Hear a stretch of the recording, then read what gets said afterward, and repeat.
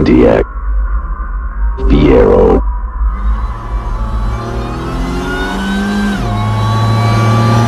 You got a Pontiac. Hi, thanks for checking out this Fiero fixing video. In this video, I'm going to go through the process of showing you how to change a fuel pump on your Fiero. The 4-cylinder and 6-cylinder Fieros do use different pumps, but the process is exactly the same. This video is also a useful step if you are upgrading your Fiero engine to a 3800 engine, as I'm doing. I hope you find this video useful, and let me know in the comments below what other Fiero videos you'd like to see. As always, please like, share, and subscribe. So in this video, we're going to be swapping out a fuel pump on an 87 GT. This is for a motor swap, but if you have a Fiero that has a fuel pump that has gone out, needs to be changed out, the steps are exactly the same. You'll just be using a stock fuel pump as opposed to a higher pressure one. So as you can see, this car is already up on stands, the engine's out, so there's a few differences that we'll go through, but for the most part it's the same. So some basic tools, some jacks, and some patience, you can get it done. Alright, after you've jacked up your car and secured it with some jack stands, there's a couple of things that hold the gas tank in. One of which is this main bracket here that straddles the center of the gas tank. There's also two straps that actually hold the tank in. There's one here in the rear of the tank, and there's a slightly smaller one here in the front of the tank, both of which will need to be removed. Alright, I'm in the engine compartment where the engine's supposed to be. In the case of this video, it's probably pretty helpful that there is no engine in it because it makes it a little easier to show you what you need to see to get to all the different components. So in the engine compartment here, the first thing I'd like to do after purging the fuel system, if your engine ran and you were able to do that, is to disconnect the wiring harness for the fuel pump. That's found in the engine compartment along the firewall near where all the wire harnesses plug into the firewall. It's a little wire harness here. It can be strapped down against the insulation. Depending on if it's been serviced before, it could be dangling loose like mine is. But it's just plugged like this in this location. Just reach over the valve covers and you should be able to feel for it and grab it. But you just have to unplug that so that we have no power to the fuel pump. And now we just got to fish the wire down. It's just a matter of pushing it through, getting it to a point where we can pull it out the bottom when we drop the tank. If you're in a garage and you have a creeper, then hey, bonus. You're a league ahead of some. But in this case, we're going to head under. You're going to need to arm yourself with a 13mm socket for pretty much most of this. You may need some PB blaster depending on the condition of your car. I would definitely recommend taking your time and getting some of the bolts off if they seem a little seized, because you don't want to have a insecure gas tank. Let's head under. Alright, this is the rear strap here. You can see the 13mm bolt that's holding it in. Depending on the condition of your car, these can get rusted up pretty bad. So be very careful because we don't want to snap this bolt or bend or break the strap because we want to hold this up. So as I mentioned, this is a 13mm. You want a long socket for this.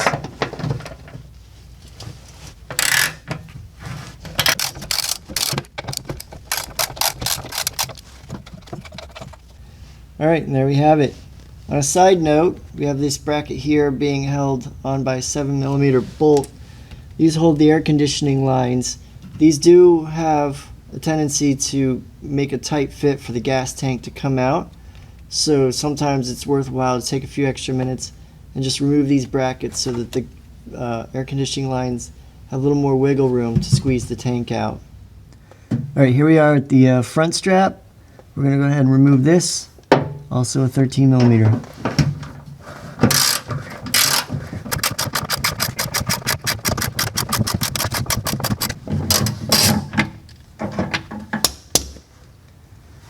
There we have the nut, and you can bend the straps out of the way.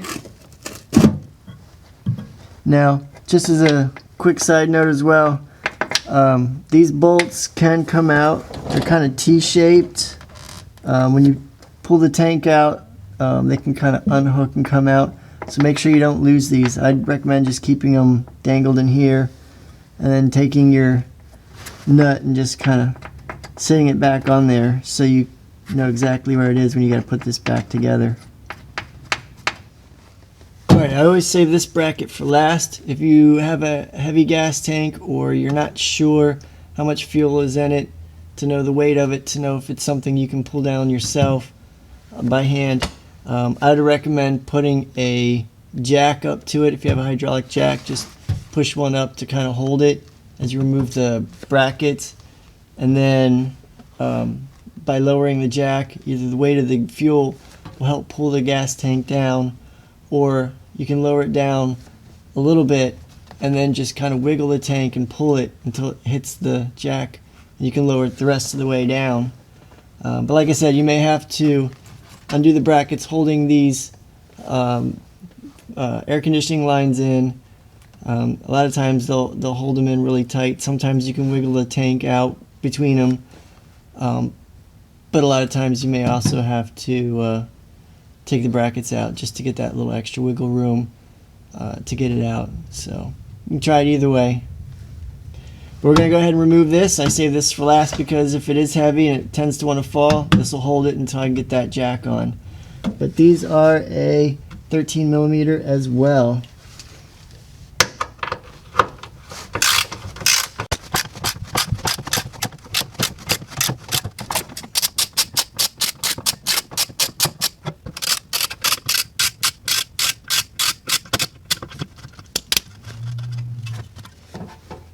Alright, so now what I'm going to do is I'm going to wiggle this loose a little bit, pull it down a little bit. If you're using a jack stand for the weight, maybe pull it down just a few inches so you can have better access to the hoses at the end of the tank, because now we got to disconnect those before we can drop the tank out. So I'm going to go ahead and wiggle this down a little bit, and then we're going to go ahead and start disconnecting the fuel lines and hoses connected to the tank. Alright, so here's the gas tank, here's the firewall just for reference, here are the hoses and fuel lines that were removed. I'm going to show you how to do that in a sec, but I just wanted to give you an idea of what you're looking at when you're under the car. Normally there's a heat shield here. I removed it just for your convenience to see it. Yes, you're welcome. And so now I'm going to show you how to take these off. You're just going to basically need a flathead screwdriver and a bit of patience, because the rubber hoses on the metal lines tends to stick, so you have to try and wedge and twist and try and break them free and wiggle them off. So this is probably the most difficult part of the job, I'd say, is just having the patience to get all these fuel lines and hoses off so you can pull the tank out. So I'm going to show you how to do it, and then we'll drop the tank.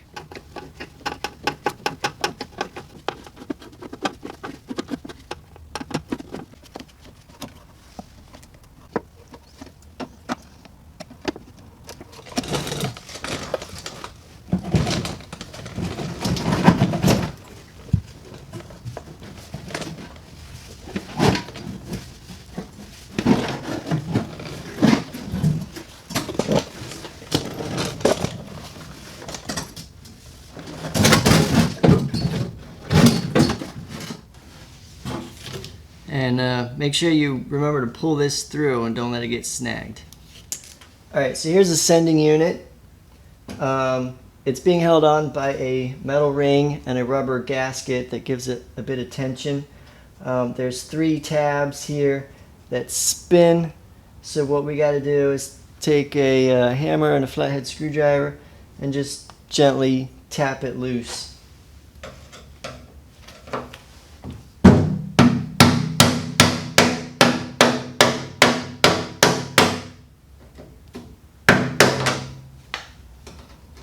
Almost. There we go. That's it. Now there's a floater in here that can't fit if you pull it straight out. So pull it out gently and then gradually turn it to the side and kind of weasel the floater out. And you'll see here in a sec. So we got our fuel pump coming out. And there's also a strainer that you have to watch out for too. So here's our strainer. We gotta turn it. And this is a remanufactured from the Fiero store. Usually they're kind of like an orangish and round for the floater. So yeah, this is obviously aftermarket, but still a good unit, still a good pump. Just upgrading mine for the 3800, so I'm just gonna swap this out. But if yours is bad, you need a new pump, a new strainer, and if your fuel gauge is off, it's probably because you have the old sending unit and it's not working anymore, because this tells you your fuel level.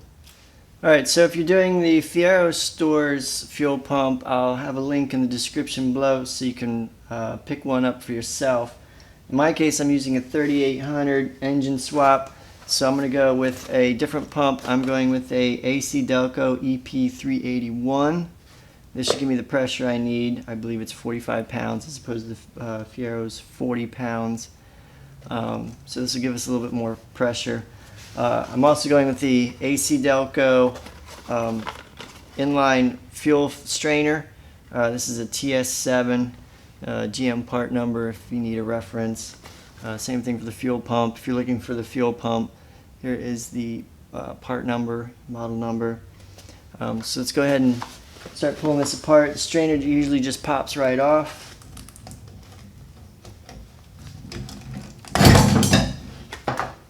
This is just a rubber sleeve. Be careful with your connector, especially if you have an original sending unit with all the years of fuel running through it. It's probably pretty brittle. And then there's this little pulsar thing. There's a lot of debate on if you need it or not. I don't know either way. I've seen rubber hoses in here in place of it. I've seen this thing. It's still here. It still works, so I'm going to keep it. Just got to slide it up enough to get the pump out. There we go. Alright, and just for reference for anyone doing this for a 3800, so I'm going to take the fuel pump out of the box. This is the new one we got. This is the stock Fiero pump.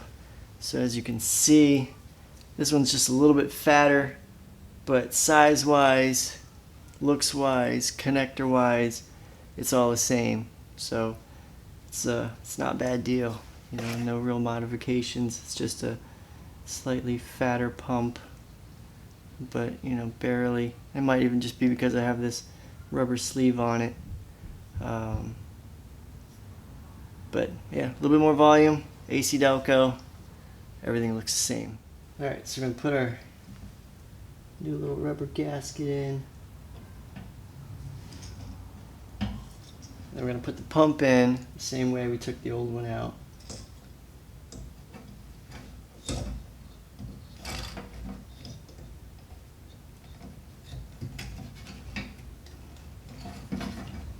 Slide this back down. Connect up our connector.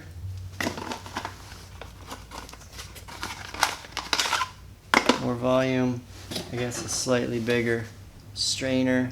Fiero stock strainer. New strainer. So make sure this doesn't fall off when you put it back in the tank. So you know, you can fold it up or whatever, but just don't let it fall out when you're putting it back in the tank.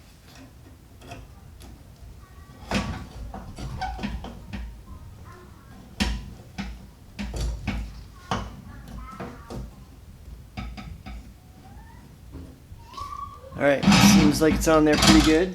Alright, so everything's together.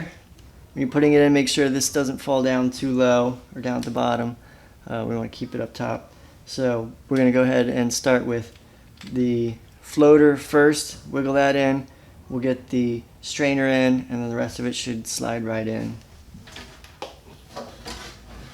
Alright, just got that in. Now we're going to go for the strainer.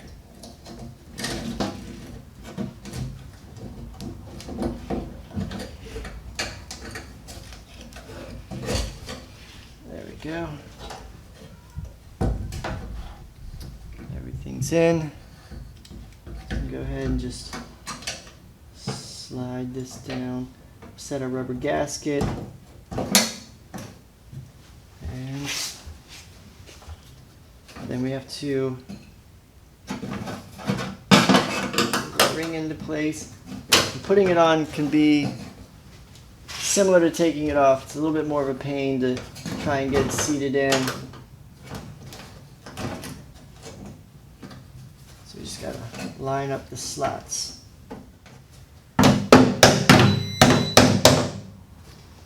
Alright, I got 3 points here, here, and here.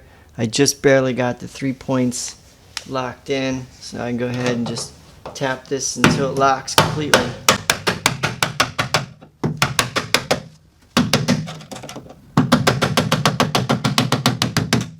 Alright, as you can see, the nub there hits there, and that note is an indication that we've completely locked it. So we should be good. This is ready to go in. Although I'm going to take a minute, I'm going to kind of rebuff the bottom of the tank and paint it up, kind of get it a little bit nicer than what it is, and then I'm going to go ahead and reinstall it. So I suggest doing the same. So we'll go ahead and take a quick break, and I'm going to paint it up. Got the tank ready to go back in. Put it on some furniture dollies. Just roll it under there. Push it back in. Since it's really light, there's not really much fuel in it. The weight shouldn't be a problem for the air conditioning lines to hold it in place. So I'll probably just set it in, let the air conditioning lines hold it. I'll hook up the hoses, then I'll go back and hook in the brackets. That way I have the flexibility of moving the tank around to hook the hoses up. So let's get on in there, get this thing going.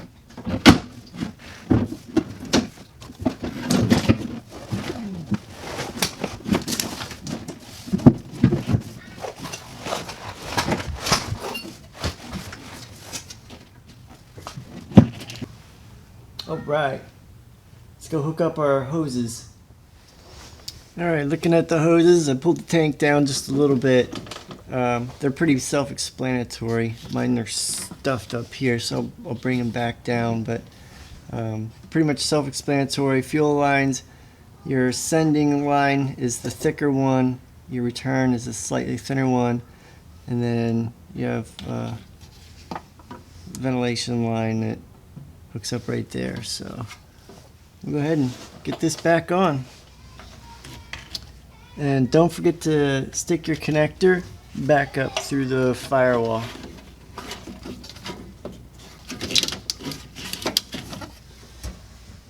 Alright, now we're going to put our center support bracket back on. This was 4 13mm bolts. We'll just put them on finger tight just to get it on.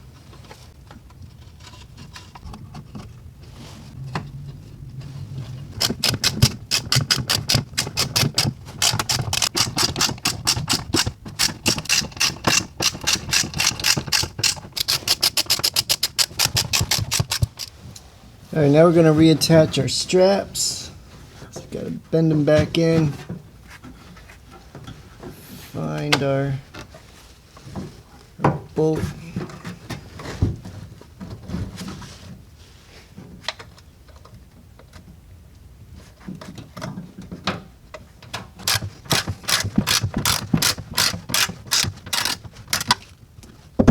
Alright, now we're doing the front strap. Kind of bend that back in. Let's see our bolt right there.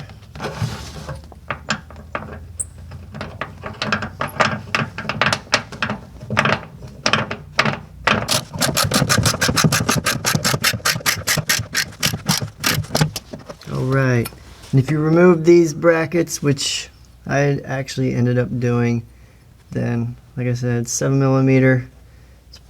Pop back up in its spot.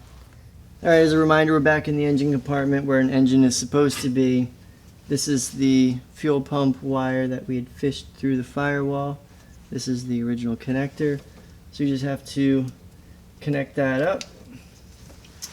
We're good to go. Just got to put the fuse back in the fuel pump fuse and test it out. We're going to listen for a fuel pump prime. I am hearing a fuel pump, so far so good. Let's try one more prime, just to make sure we get everything up to where it needs to be. Alright, after getting the fuel pump fuse put back in and tested, everything should be working alright. But please like, share, subscribe, and let me know what other videos you'd like to see for the Fiero, and I'll see if I can do them for you. Thanks for watching. Good luck on your project.